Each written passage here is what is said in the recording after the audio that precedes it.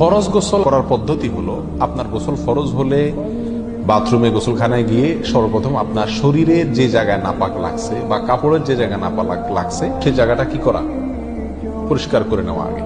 যদি আপনার জায়গাটা চিহ্নিত থাকে যে এই জায়গাটা নাপাক লাগছে, ওই জায়গাটা ধুয়ে ফেলার। এরপরে নামাজের জন্য যেভাবে আমি উযু করছি সেভাবে উযু করা।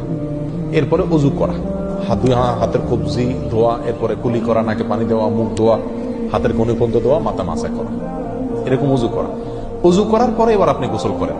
সেটা শাওয়ার দিয়ে আপনি মাথার উপরে পানি ঢেলে হোক আর আপনার মগ দিয়া হোক, যেভাবে হোক আপনি গোসল করেন। গোসল করা শেষ হয়ে গেলে, গোসল করে যখন বের হয়ে যাবেন, তখন যাওয়ার আগ দিয়া ওই যে পাও ধোয়া বাকি আছে হুজুর, যাওয়ার আগ দিয়া পায়ের ওখানে পানি ঢেলে টাকনো পর্যন্ত পাও ধুয়ে ফেললেন, বাস গোসল হয়ে গেল।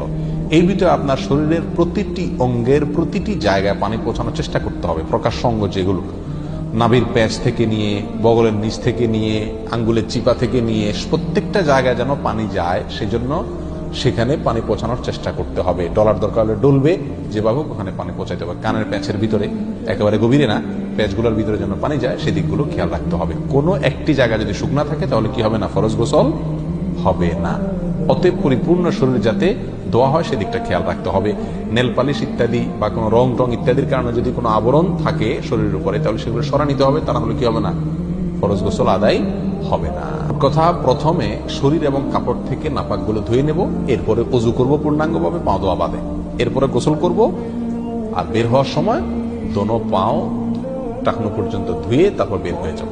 এই গোসলের সাথে আমার উযু হয়ে গেল। এই গোসলের পরে আর কি করার দরকার নাই, উযু করার দরকার নাই। অনেকে গোসলের পরে উযু করেন, এটা কোনো প্রয়োজন নাই।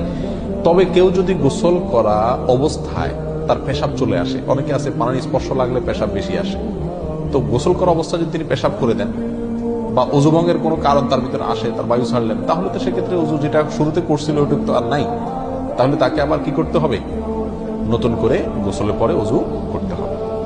এই হলো মোটামুটি ফরজ গোসলের পদ্ধতি।